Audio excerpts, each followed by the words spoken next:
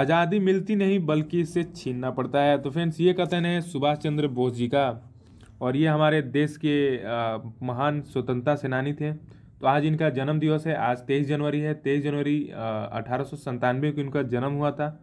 तो भारत सरकार ने 23 जनवरी को पराक्रम दिवस के रूप में मनाने की घोषणा किया, और वहीं बंगाल सरकार ने इसे देश नायक के रूप में मनाने की घोषणा की है। तो फ्रेंड्स, आइए जानते हैं सुभाष चंद्र बोस जी के बारे में विस्तृत जानकारियाँ।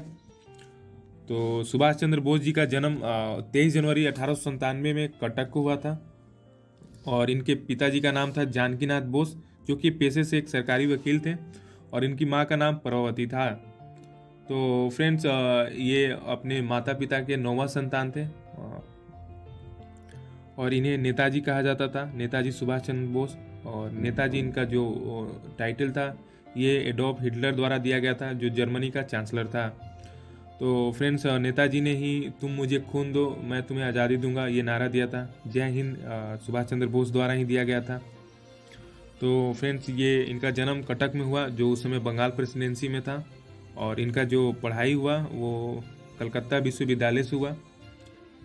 और फ्रेंड्स, ये 24 साल के याऊ में ही इंडियन जो सिविल सर्विसेज था ICS, वो परीक्षा पास कर के लिए थे, लेकिन उन्होंने असहयोग आंदोलन के बाद अपना त्यागपत्र दे दिया। और इन्होंने कांग्रेस के 2 बार अध्यक्षता भी किया। 1938 में हरिपुरा जो कि गुजरात में है, और दूसरा त्रिपुरी जो कि मध्य प्रदेश में है। 1939 में इन्होंने त्रिपुरी में किया अध्यक्षता, लेकिन गांधी जी ने पटाभी सीतारामैया को सपोर्ट कर दिया, और उन्होंने इनके खिलाफ मत दे दिया। तो इन बातों से इन्होंने इस्तीफा दे दिया कि अगर गांधी जी को नहीं पसंद तो मैं इस्तीफा दे देता हूँ, और उन्होंने इस्तीफा दिया। तब राजेंद्र प्रसाद बने, और जिसे त्रिपुरी संकट से भी जाना जाता है, त्रिपुरी संकट के नाम से। उन्होंने के बाद ही इन्होंने फॉरवर्ड ब्लॉक का स्थापना किया, और इन्होंने काफ़ी स्वतंत्रता भारत के जो देश के आज़ादी के लिए काफ़ी महत्वपूर्ण योगदान दिया।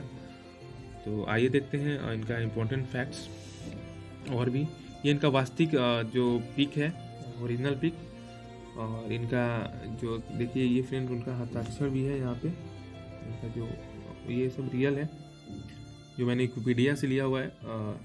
इनका जन्म जो था मैंने बता ही दिया, 23 जनवरी 1897 को हुआ था, जो कटक बंगाल प्रेसिडेंसी में था उस समय।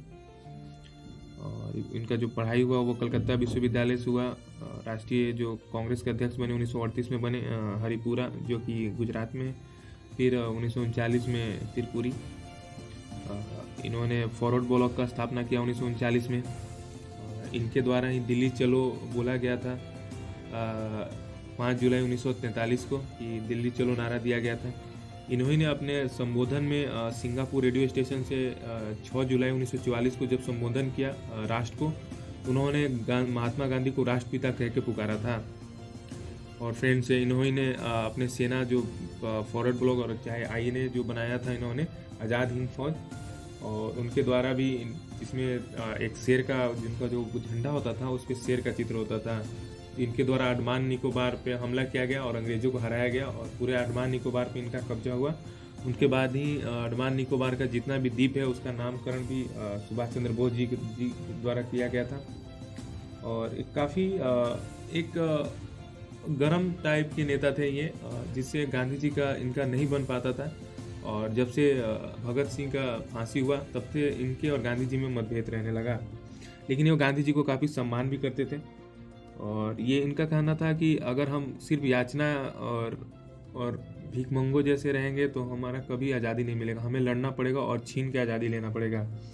तो फ्रेंड्स, ये काफ़ी संक्षिप्त में मैंने आपको कुछ बता दिया। अगर इससे बाद भी अगर आपको जानना हो तो कमेंट करें, मैं एक विधिवत वीडियो बना दूंगा इनके बारे में। तो इनका जो मृत्यु है 1945 में हुआ था ताइवान में एरोप्लेन क्रैश से, लेकिन ये काफ़ी विवादित है। अभी तक इनके परिवार खुद कहता है कि इनका मृत्यु का कोई सरकार ने कभी जो रिपोर्ट आया था उसको सार्वजनिक नहीं किया है। तो अभी उस पर फ्रेंड्स वो अलग चीज़ है। तो आइए देखते हैं इनके बारे में और भी कोई इंपॉर्टेंट फैक्ट्स हो तो। बाकी सो मैंने बता ही दिया था। और इनकी मृत्यु पे भी 2-3 कमेटियाँ बैठी। पहला था शाह नवाज समिति जो 1956 में हुआ था, जिसके प्रधानमंत्री अध्यक्ष थे जवाहरलाल नेहरू उस समय। और फिर खोसला आयोग बना जो 1970 में इंदिरा गांधी थे अध्यक्ष। फिर मनोज मुखर्जी आयोग हुआ 1999 में जब अटल बिहारी वाजपेयी जिसके अध्यक्ष थे। तो 3 बार इनकी मृत्यु के बारे में एक समिति बना कि इनका मृत्यु वास्तविकता में हुआ क्या। और महात्मा गांधी ने बोस को देशभक्तों का देशभक्त कहा था। सुभाष चंद्र बोस की आत्मकथा था जिसका नाम था द इंडियन स्ट्रगल। तो फ्रेंड्स मैंने और भी कुछ जानना चाहते हो तो आप ज़रूर कमेंट करें। और मैं तो फिर से सबसे पहले चैनल को लाइक कर दीजिए, सब्सक्राइब कर दीजिए और ज़्यादा से ज़्यादा शेयर कर दीजिए, क्योंकि फ्रेंड्स आप भी देखते हैं यहाँ पर आपको डेली करेंट अफेयर मिल जाते हैं और काफ़ी सिलेक्टेड और बेस्ट क्वेश्चन होते हैं जो आपके किसी भी एग्ज़ाम के लिए काफ़ी हेल्पफुल रहते हैं। तो आइए आज के देखते हैं फर्स्ट क्वेश्चन। 2022 में जारी रिपोर्ट के अनुसार दुनिया का सबसे लोकप्रिय नेता कौन बने हैं? फ्रेंड्स ये बने हैं हमारे प्रधानमंत्री नरेंद्र मोदी।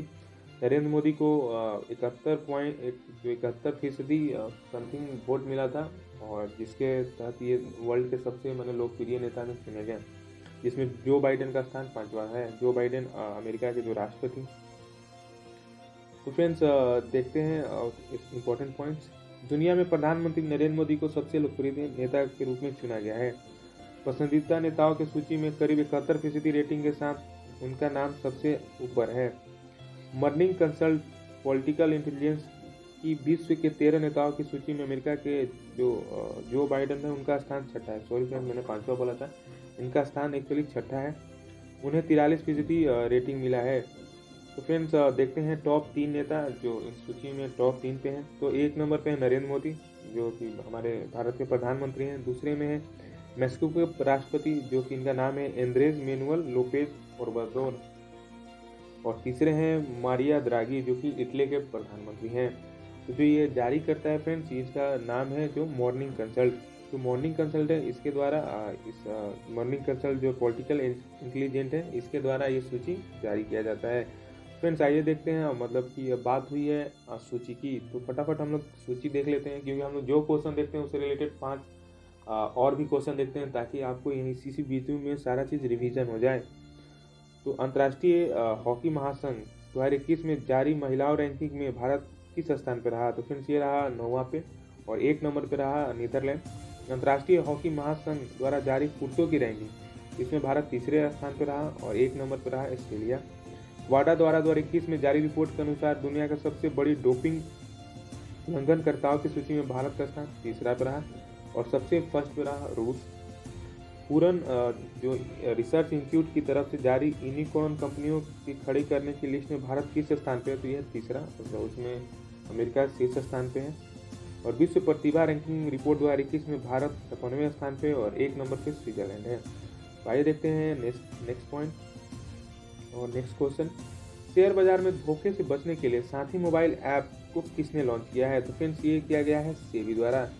तो फ्रेंड्स जो सेबी है उसके द्वारा ये जो ऐप है साथी मोबाइल ऐप, इसको लॉन्च किया गया और सेबी का स्थापना 1988 में हुआ था। तो आइए देखते हैं इंपॉर्टेंट फैक्ट्स। मोबाइल फ़ोन के जरिए शेयर कारोबार में बढ़ते चलन के बीच बाजार नियामक सेबी ने अपना एक मोबाइल ऐप साथी पेश किया। इसका पहले का मकसद निवेशकों को प्रतिभूति बाजार की बुनियादी बातों से अवगत कराना है। और फ्रेंड्स बात हुई है सेबी की, तो आइए देखते हैं इसका फुल फॉर्म क्या है। इसका फुल फॉर्म है securities and exchange board of India, जिसकी स्थापना 12 अप्रैल 1988 को हुआ था और ये 1992 में आई थिंक फिर से ये चलन में आया था और मुख्यालय है मुंबई में और अध्यक्ष हैं अभी अजय त्यागी। तो फ्रेंड्स आइए देखते हैं, बात हुई ऐप की तो हम टॉप ऐप भी देखेंगे 5। जो भी क्वेश्चन होगा फ्रेंड उससे रिलेटेड 5 क्वेश्चन, क्योंकि आपका सारा कंसेप्ट क्लियर हो जाए और उससे रिलेटेड सारा चीज़ याद हो जाए, जो आपको करेंट अफेयर में कहीं प्रॉब्लम नहीं होगा। अगर फ्रेंड्स आप 10 मिनट 15 मिनट मेरी वीडियो पे देते हैं डेली, तो मैं आपको गारंटी देता हूँ कि आपको किसी तरह का दिक्कत नहीं होगा। बाकी फिर वीकली करेंट अफेयर भी आएगा, मंथली भी आएगा।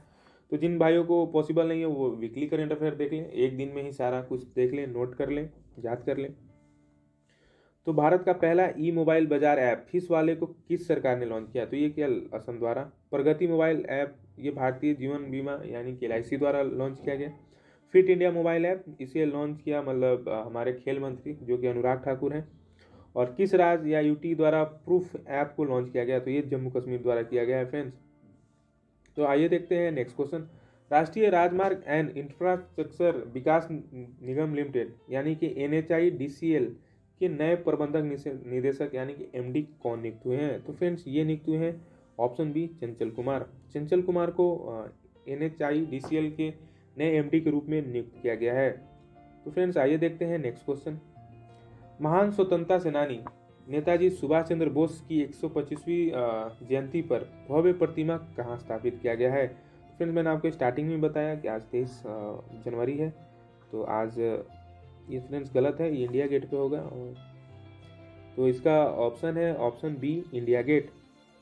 इंडिया गेट पे जो सुभाष चंद्र बोस जी का भव्य प्रतिमा लगाने के लिए नरेंद्र मोदी द्वारा हाल ही में अनाउंस किया गया है, तो स्थापित की जाएगी। तो आइए देखते हैं इंपॉर्टेंट फैक्ट्स। प्रधानमंत्री नरेंद्र मोदी ने घोषणा की कि महान स्वतंत्रता सेनानी नेताजी सुभाष चंद्र बोस की 125वीं जयंती मनाने के लिए नई दिल्ली में इंडिया गेट पर नेताजी सुभाष चंद्र बोस की एक भव्य प्रतिमा लगाई जाएगी। फ्रेंड्स ग्रेनाइट से बनी ये मूर्ति देश के स्वतंत्रता संग्राम में नेताजी के अपार योगदान के लिए उपयुक्त श्रद्धांजलि होगी। इस प्रतिमा का काम पूरा होने तक नेताजी की होलोग्राम प्रतिमा उसी स्थान पर मौजूद रहेगी। तो फ्रेंड्स देखते हैं नेक्स्ट क्वेश्चन। किस अभिनेत्री को international association of working women award से सम्मानित किया गया है? तो फ्रेंड्स ये सम्मानित किया गया है सुष्मिता सेन को। सुष्मिता सेन को Indian international association of working women award से सम्मानित किया गया है। तो फ्रेंड्स आइए देखते हैं इंपॉर्टेंट पॉइंट्स। साल 1993 में मिस यूनिवर्स बनने वाली भारतीय महिला का ओहदा हासिल करने वाली, तो मिस यूनिवर्स जीतने वाली सुष्मिता सेन को उनके अवार्ड शो आर्या 2 के लिए जो international association of working women award से सम्मानित किया गया। यह पुरस्कार DC south Asian film festival द्वारा प्रस्तुत किया जाता है। तो फ्रेंड्स बात हुई है फिर वहीं अवार्ड की, तो हम आपको पता ही है हर क्वेश्चन के बाद 5 आपको रिवीजन होगा। तो आइए देखते हैं टॉप 5 पुरस्कार। तो वाइल्ड इनोवेटर अवार्ड पाने वाली भारत की पहली महिला है कृति कन्नत। नेशनल मंडेला विश्व जो मानवतावादी पुरस्कार 2021 से सम्मानित किया गया, ये किया गया रुमाना सिन्हा सहगल को। ऑस्कर अवार्ड 2021 से बेस्ट डायरेक्टर का अवार्ड दिया गया है कोलोए झाओ को। और सर रिचर्ड हेडली अवार्ड से किस क्रिकेटर को सम्मानित किया गया? तो ये किया गया केन विलियमसन जो कि न्यूजीलैंड से हैं। और छत्तीसगढ़ विन्नी पुरस्कार 2021 ये दिया गया है दूती चंद को। तो फ्रेंड्स आइए देखते हैं नेक्स्ट क्वेश्चन। 21 जनवरी 2022 को त्रिपुरा, मणिपुर, मेघालय ने अपना कौन सा स्थापना दिवस मनाया? फ्रेंड्स ये स्थापना दिवस मनाया है 50वां, क्योंकि 50 होगा, 100 होगा, 125 होगा, 150 होगा, ऐसे ही मनाया जाता है, क्योंकि ये इंपॉर्टेंट होता है एग्जाम के लिए। तो 21 जनवरी 2022 को त्रिपुरा, मणिपुर और मेघालय का स्थापना दिवस के रूप में जो 50वां दिवस मनाया जा रहा है। तो आइए देखते हैं इंपॉर्टेंट फैक्ट्स। 21 जनवरी 2022 को त्रिपुरा, मणिपुर, मेघालय ने अपना 50वां जन्म दिवस मनाया। 21 जनवरी 1972 को इन राज्यों को पूर्ण राज्य का दर्जा दिया गया था। तो फ्रेंड्स आइए देखते हैं इम्पोर्टेंट स्थापना दिवस। तो अरुणाचल प्रदेश का स्थापना 20 फरवरी 1987 को हुआ था। आंध्र प्रदेश का स्थापना 1 नवंबर 1956 को हुआ था। और बिहार का स्थापना 22 मार्च 1912 को हुआ था। हम लोग उड़ीसा प्रेसिडेंसी से अलग हुए थे। छत्तीसगढ़ की स्थापना 1 नवंबर 2000 को हुआ था। और गोवा का स्थापना 30 मई 1987 को हुआ था। झारखंड का भी स्थापना छत्तीसगढ़ हुआ, उत्तराखंड और झारखंड, ये तीनों का स्थापना 2000 में हुआ था फ्रेंड्स। तो आइए देखते हैं नेक्स्ट क्वेश्चन।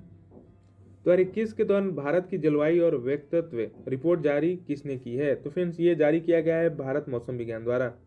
भारत मौसम विज्ञान द्वारा जो statement on climate of during 2021 का रिपोर्ट जारी किया गया है। तो भारत मौसम विज्ञान विभाग ने 14 जनवरी 2022 को 2021 के दौरान भारत की जलवायु का व्यक्तित्व जारी किया, जिसको स्टेटमेंट कहा जाता है। वर्ष 2021 में भारत में 1901 के बाद 5वां सबसे गर्म वर्ष रहा।